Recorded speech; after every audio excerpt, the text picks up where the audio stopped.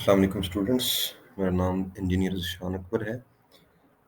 इस video lecture में हम इरिगेशन इंजीनियरिंग के मल्टीपल चॉइस क्वेश्चंस को स्टार्ट करने जा रहे हैं। तो ये क्वेश्चंस आपको PPSC, FPSC, NTS, GATE, UPSC और एसडीओ के डिफरेंट जो एग्ज़ाम्स होते हैं, डिफरेंट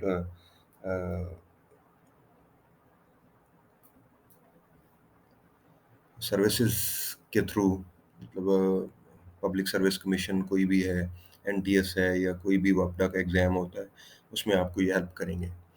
तो वीडियो शुरू करने से पहले आपसे रिक्वेस्ट है कि अगर आपने अभी तक मेरा चैनल सब्सक्राइब नहीं किया तो काइंडली मेरे चैनल को सब्सक्राइब करें और बेल आइकन को प्रेस करें ताकि आने वाली तमाम वीडियो के नोटिफिकेशन आपको टाइम पे मिलते रहें। Thank you very much.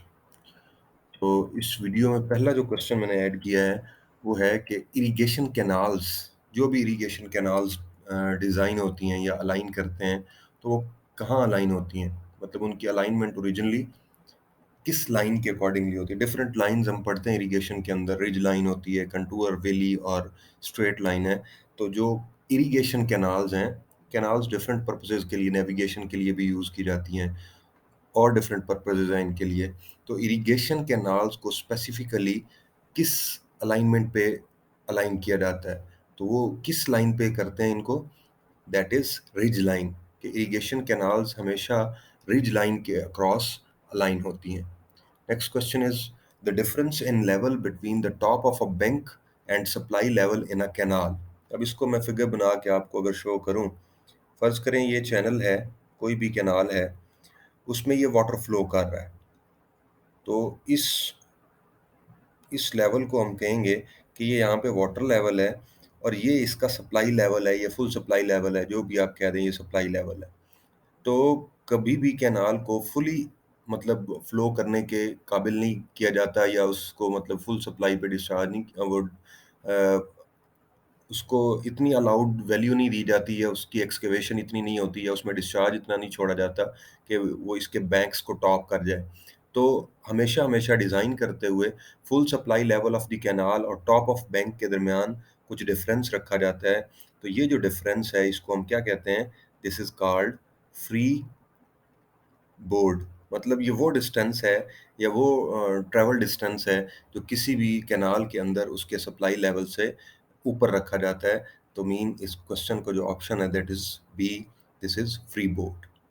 Next question is full supply level of a canal at its head with respect to a parent channel means आपके पास एक पेरेंट चैनल है, कोई भी रिवर है या कोई भी मेन कैनाल है, उसमें से आपने कोई भी दूसरी कैनाल निकालनी है, कोई माइनर कैनाल है या इस तरह की ये चैनल अगर जा रहा है, तो आप इस चैनल का जो हेड है, मतलब ये जो इसका हेड, इसको कहते हैं अपस्ट्रीम। ये इसका हेड है और ये इसकी टेल है चैनल की। तो इस हेड का,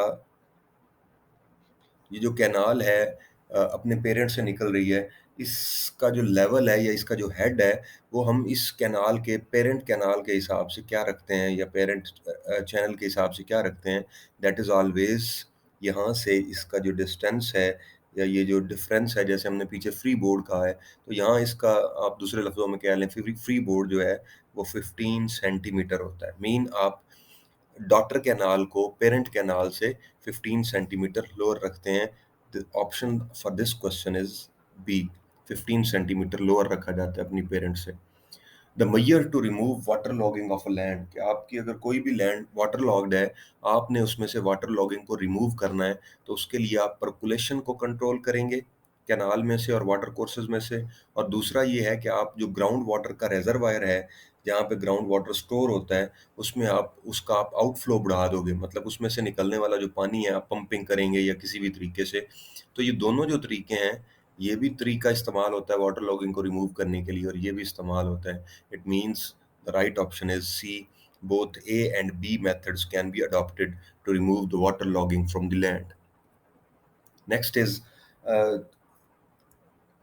तीन टाइप के ग्रॉइंस होते हैं, मतलब किसी भी कैनाल के अंदर फर्ज कर लें ये अगर स्ट्रेट रीच है किसी भी चैनल की, तो तीन तरह के ग्रॉइंस हैं। एक बैंक के साथ 90 डिग्री पे हैं, दूसरे बैंक के साथ इस एंगल पे है, मतलब इसको आप कहें ये डाउनस्ट्रीम साइड है, ये फ्लो ऐसे जा रहा है और ये अपस्ट्रीम साइड है। तो ये डाउनस्ट्रीम की तरफ डिफ्लेक्टेड है और ये अपस्ट्रीम की तरफ डिफ्लेक्टेड है। तो यहाँ उसने पूछा है अट्रैक्टिंग ग्रोइन्स कौन से होते हैं? Attracting groynes are those groynes which are inclined downstream, मतलब ये डाउनस्ट्रीम की तरफ इंक्लाइन है।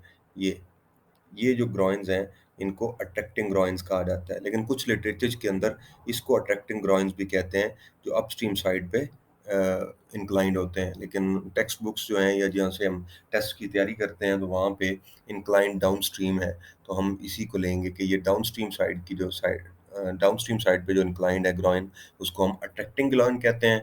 और एक होता है रिपेलिंग ग्रॉइन, ये डिफ्लेक्टिंग ग्रॉइन, वो अपस्ट्रीम साइड पे होता है, वो ये होगा डिफ्लेक्टिंग। और एक अट्रैक्टिंग एंड डिफ्लेक्टिंग बोथ के तौर पे काम करता है, तो वो ये वाला है जो perpendicular to the river bank है।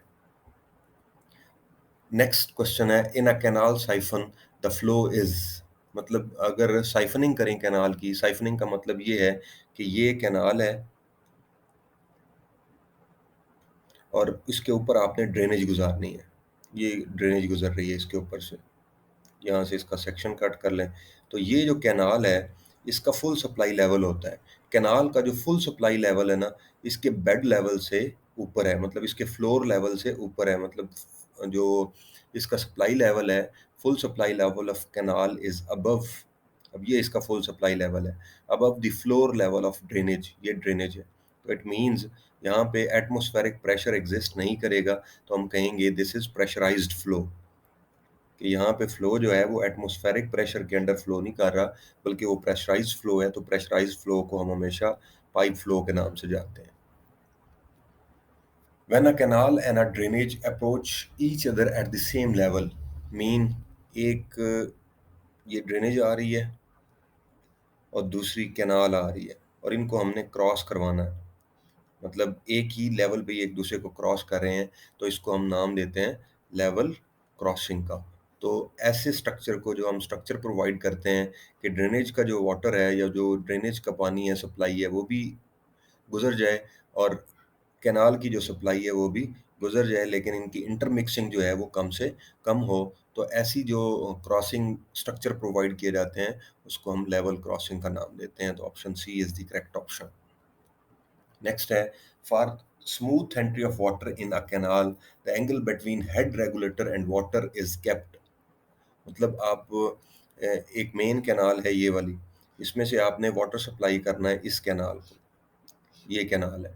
अब इसमें से जो वाटर लेवल है, मतलब जो पानी आपने भेजना है, और यहाँ पे जो हेड रेगुलेटर लगा हुआ है, कोई भी हेड रेगुलेटर है इस साइड पे या इस साइड पे, तो उस हेड रेगुलेटर का वाटर की डायरेक्शन के साथ जो एंगल बनेगा, that must be 110 degrees.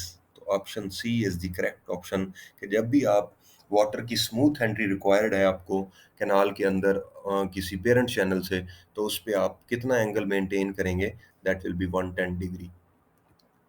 When a canal is carried over a natural drainage, अब इसमें दो कंडीशंस होती हैं। एक है, ये कैनाल है और इसके ऊपर से ड्रेनेज पास कर रहा है, इसको मैं सी कह देता हूँ, और ये जो है ये ड्रेनेज है, इसको मैं डी कह देता हूँ। तो जब कैनाल और ड्रेनेज, मतलब कैनाल नीचे हो और ड्रेनेज ऊपर हो, तो ऐसी जो अरेंजमेंट है उसको हम एक्विडक्ट कहते हैं, उसको साइफन एक्विडक्ट भी कहा जाता है। अब एक्विडक्ट उसे कब कहते हैं? कैनाल के जो अंदर जो सप्लाई होती है उसको हम फुल सप्लाई लेवल कहते हैं। अगर कैनाल का फुल सप्लाई लेवल, फर्ज करें ये कैनाल का फुल सप्लाई लेवल है, इसको मैं फुल सप्लाई लेवल कहता हूँ। अगर कैनाल का full supply level well below है बेड लेवल ऑफ ड्रेनेज से, तो ऐसी जो स्ट्रक्चर है, मतलब कैनाल जो है वो, सॉरी ये मैं उलट कर गया उसको, ये कैनाल है और ये क्या है, ड्रेनेज है।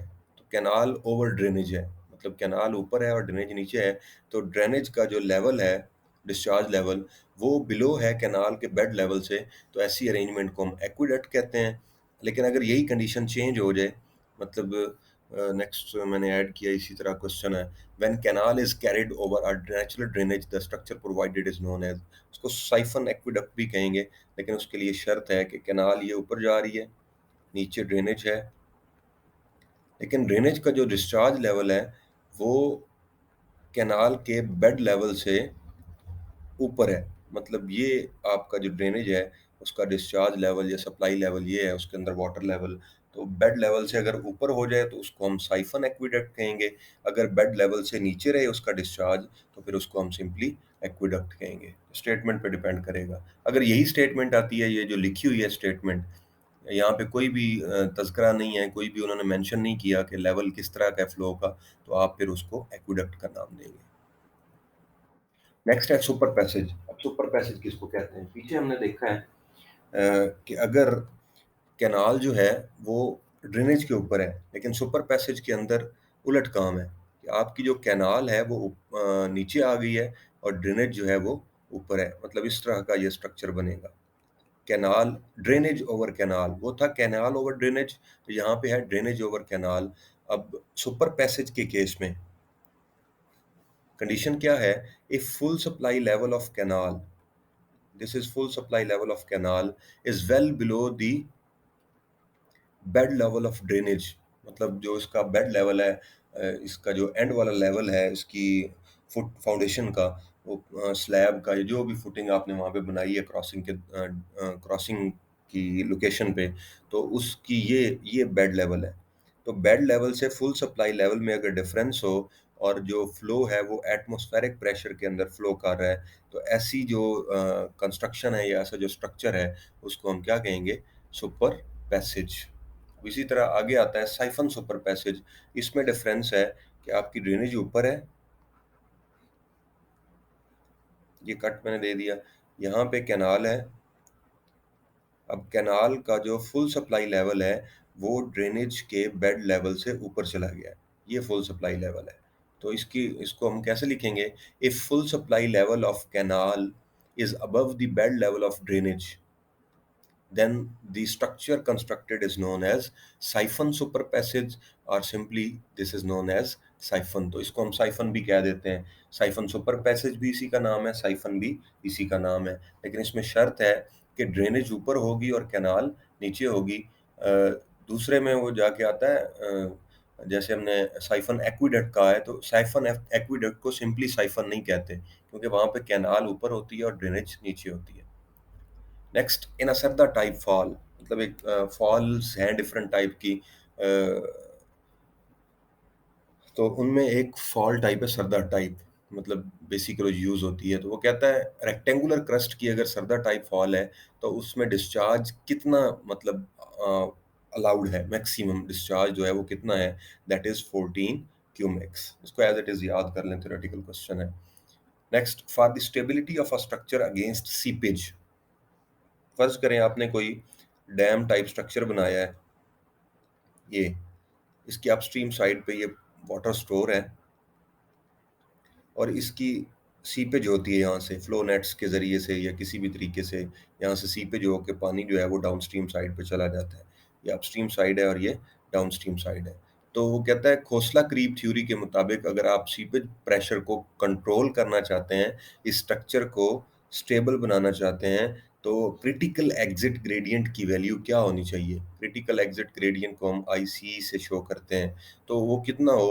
Approximately equal to 1, very close to 1। मतलब अगर इक्वल टू 1 है तो दैट इज वेरी बेस्ट, लेकिन वेरी क्लोज टू 1 होना चाहिए क्रिटिकल एग्जिट ग्रेडियंट। तो फिर आपका जो स्ट्रक्चर है वो सीपेज प्रेशर के अगेंस्ट स्टेबल है according to Khosla's creep theory. तो so the right option here is option E. Next question is groynes are generally built. अब पहले था जो अट्रैक्टिंग ग्रॉइंस हैं उनकी डायरेक्शन क्या होती है, अब यहाँ पे सिर्फ ग्रॉइंस हैं कि जनरली जो ग्रॉइंस हम बिल्ड करते हैं वो कौन से होते हैं? वो अट्रैक्टिंग होते हैं ओरिजिनली, तो डिफ्लेक्टिंग होते हैं। अब इस लिटरेचर के मुताबिक वो डिफ्लेक्टिंग होते हैं। तो these are inclined upstream up to 30 degree. Means क्या है कि आपका जो चैनल है इस तरह से चैनल फ्लो कर रहा है, तो आपने इसको इंक्लाइन, ऐसे इंक्लाइन कर देना है ग्रॉइन को। कितना एंगल ये बनाए? Maximum 30 degree. मतलब इससे ज़्यादा एंगल नहीं बना सकते हैं, मतलब इससे नीचे और नहीं जा सकते। मीन्स 15 डिग्री इसके साथ एंगल या नहीं बना सकते, इससे ज़्यादा हो सकता है, इससे एंगल कम नहीं हो सकता। Top of the capillary zone, मतलब फर्ज करें ये आपकी सॉइल सरफेस है और ये वाटर टेबल है, इसको मैं कहता हूँ ग्राउंड वाटर टेबल। अब जो कैपिलरी ज़ोन है वो कहाँ होता है? ग्राउंड वाटर टेबल से ऊपर-ऊपर जो ज़ोन है that is known as capillary zone. नीचे वाले ज़ोन को फिर क्या कहते हैं? तो ग्राउंड वाटर से नीचे वाला जो ज़ोन होता है that is known as saturation zone, क्योंकि वाटर यहाँ पे मतलब सॉइल का कोई भी जो वॉइड है वो खाली नहीं होता, वो एम्प्टी नहीं होता, उसमें पानी मौजूद होता है। लेकिन कैपिलरी ज़ोन के अंदर पानी होता है और वो एक दूसरे के साथ सरफेस टेंशन की मदद से ऊपर मूव करते रहते हैं। तो means lies above the water table at every point. तो ये स्टेटमेंट जो है ये करेक्ट है इस सिनेरियो के लिए, इस क्वेश्चन के लिए, कि जो कैपिलरी जोन है उसका top above the water table हर नुक्ते पे, हर पॉइंट पे होगा। मतलब यहाँ भी होगा, इस जगह पे भी होगा, यहाँ पे भी होगा, यहाँ पे भी होगा, हर जगह पे वो लाई करता है। The sinuosity of a meander is the ratio of. अब मींडर किसे कहते हैं? मींडरिंग चैनल होता है, जिग जैग चैनल, इस तरह का जो चैनल है। अब फर्ज करें आपके पास दो पॉइंट्स हैं, एक ए, ये सेंटर लाइन शो कर रहा हूँ मैं रिवर की, और ये बी पॉइंट है। तो आपने क्या करना है? आपने दो डिस्टेंसेस मेजर करने हैं, एक ए से बी डायरेक्ट डिस्टेंस, और एक से ए से बी ये सेंटर लाइन का डिस्टेंस। तो आप क्या करेंगे? Distance along centre line or divided by distance along this straight line, this will give you the sinuosity of the meandering channel. So sinuosity of a meander is the ratio of curved length, this curved length, to the straight distance, this distance AB. So option C is the correct option for this question. The topsoil of waterlogged field becomes more alkaline and infertile if its pH value is, मतलब अगर आपका water logged area है उसमें पानी जो है वो surface तक पहुंच चुका हुआ है, मतलब वाटर टेबल जो है वो तकरीबन यहाँ पे है और वाटर लॉगिंग हो चुकी है, तो फिर ऐसी सॉइल जो है वो कम्प्लीटली इनफर्टाइल हो जाती है और अल्कलाइन हो जाती है अगर इस पानी की, इस वाटर की जो पीएच है वो कितनी हो जाए? वो 11 हो जाए। तो 11 पीएच पे पहुंच के वाटर सारा का सारा अल्कलाइन होता है और सॉइल जो है वो कम्प्लीटली इनफर्टाइल हो जाती है, उसमें आप कोई भी चीज़ काश्त नहीं कर सकते हैं। The main function of a diversion headworks of a canal from a river, कि आप जब भी किसी रिवर पे कोई भी कैनाल, ये रिवर फ्लो कर रहा है, इस पे आपने कोई भी कैनाल डिज़ाइन करनी है, कोई भी स्ट्रक्चर डिज़ाइन करना है, तो उस पे आप जो डाइवर्जन हेडवर्क्स बनाते हैं, मतलब इस तरह के डाइवर्जन हेडवर्क्स बनाते हैं, वियर बैराज बनाते हैं, तो उनमें क्या होता है? उनका मेन फंक्शन है सिल्ट रिमूव करना, फ्लड कंट्रोल करना, वाटर स्टोर करना, वाटर का लेवल राइज करना। ये सारे के सारे तो ऑब्वियसली नज़र आ रहा है कि सिल्ट रिमूव करने के लिए भी यूज़ होते हैं, फ्लड को कंट्रोल करने के लिए भी यूज़ होता है, वाटर को स्टोर करने के लिए भी, और वाटर का लेवल राइज करने के लिए भी। तो all of the above is the option for this question. Next है कि कैनाल, अगर आपके पास सॉइल जो है वो लूमी सॉइल है और आपने कैनाल को उस लूमी सॉइल में डिज़ाइन करना है, मतलब फिर उसमें जो आप साइड स्लोप रखेंगे इन साइड्स ऑफ द कैनाल का, दोनों का, तो वो कितना होगा? अगर आपकी सॉइल कटिंग में है तो आप उसका 1-1 मीन, वर्टिकल भी 1 होगा, हॉरिजॉन्टल भी 1 होगा। या फिर दूसरी कंडीशन है कि आप फिलिंग में अगर हैं, कटिंग में एक रेशियो 1-1 है और दूसरी रेशियो जो है वो 1.5 एंड 1 है, और अगर फिलिंग में जाएंगे तो यही रेशियो जो है वो चेंज हो जाएगी एंड दैट विल बी 1.5:1 और 2:1। तो कटिंग में 1-1 है या 1.5:1 है, और फिलिंग में 1.5:1 या फिर 2:1। तो मीन ये दोनों ऑप्शंस जो हैं ये करेक्ट हैं, मतलब इन दोनों को आप इस्तेमाल कर सकते हैं लूमी सॉइल के अंदर कैनाल को स्लोप, मतलब साइड स्लोप जो है उसको स्टेबल रखने के लिए। Thank you very much. ये 20 क्वेश्चंस के इरिगेशन इंजीनियरिंग के इनिशियल, नेक्स्ट वीडियो में इंशाल्लाह अगले 20 क्वेश्चंस हम डिस्कस करेंगे। अपना ख्याल रखिएगा, तो हमें याद रखिएगा। नेक्स्ट वीडियो तक के लिए अल्लाह हाफ़िज़, नासिर, पाकिस्तान जिंदाबाद।